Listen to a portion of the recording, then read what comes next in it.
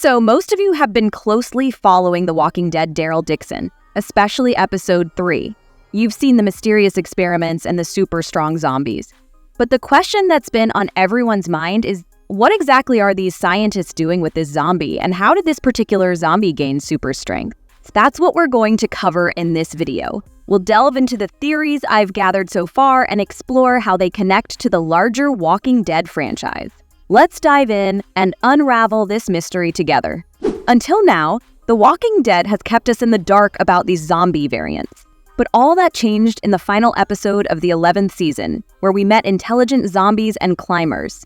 Then came along The Walking Dead World Beyond, which showcased quick and powerful zombies. It dropped a hint that these were the creations of the same scientists who triggered the initial outbreak.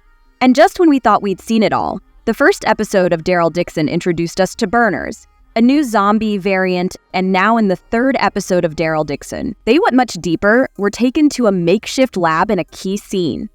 Here, Jeanette, our villain, is with Kodrin, watching a scientist run an experiment on a chained-up zombie.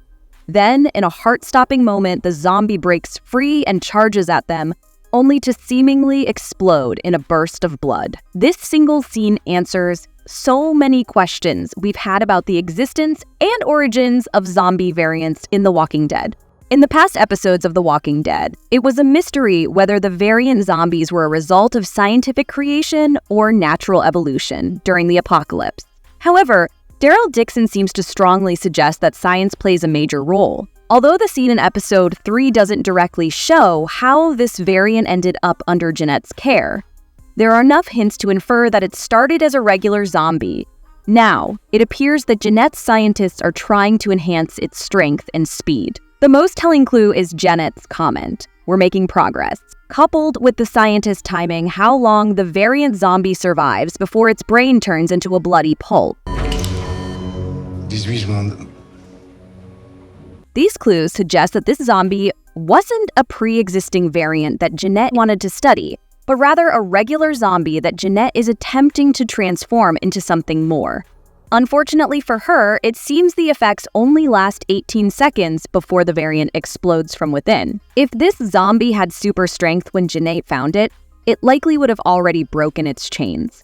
The sudden burst of energy suggests that this zombie's strength and speed are linked to the technical equipment in the room. The broader implication of this scene is that certain groups with the necessary resources and knowledge have figured out how to enhance zombies in The Walking Dead. It seems that a specific combination of drugs, when administered correctly, can make the undead significantly stronger and even give them the ability to run. It's not impossible to theorize that burners and climbers could have been created through similar methods. The revelations in this episode tie in with a significant clue that's dropped in every episode of The Walking Dead spin-off through its opening credits. The intro sequence of Daryl Dixon features a textbook page with a detailed diagram of a zombie's anatomy, reminiscent of Da Vinci's sketches. While many of the annotations are hard to make out, two important notes stand out: Contrôlez la mort and Point d'Enter. These phrases roughly translate from French to English as control the dead and point of entry. The diagram also emphasizes the zombie's muscles, heart, and facial veins. And if there was any doubt about this being Jeanette's work, her torch symbol is conveniently printed on the page as well. All these hints from the textbook in Daryl Dixon's opening credits confirm what we see in this episode. Jeanette's scientists are using drugs to enhance the zombie's strength and speed. The highlighted Uber note in the book even suggests a potential new name for these variants. Assuming Jeanette's ultimate plan isn't to create an army of undead chauffeurs, another clue might come from one of the promotional trailers for Daryl Dixon. In the footage released before the first episode, a captured zombie strikingly similar to the one from episode 3 is injected in the neck with an unknown substance.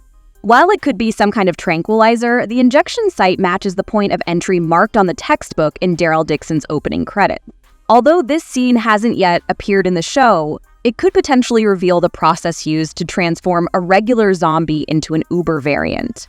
The idea proposed by Daryl Dixon that variant zombies are a product of human research and experimentation rather than natural evolution isn't new to The Walking Dead. In the final post-credits scene of The Walking Dead World Beyond, which is also set in France, an unidentified man confronts a scientist about her role in the zombie outbreak.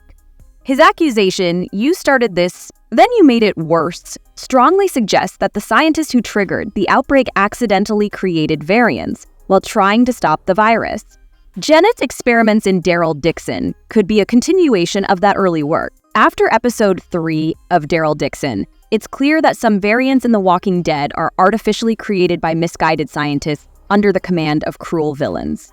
However, evidence from other The Walking Dead shows indicate this can't be true for every variant in the franchise. For instance, the strong, fast variant seen in The Walking Dead World Beyond was reanimated on screen, meaning there was no chance for it to be injected or experimented upon.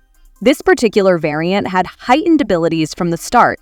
Moreover, many variants seen previously in The Walking Dead have lasted longer than the unfortunate zombie from episode 3 of Daryl Dixon, suggesting that Jennette can't be responsible for all of them.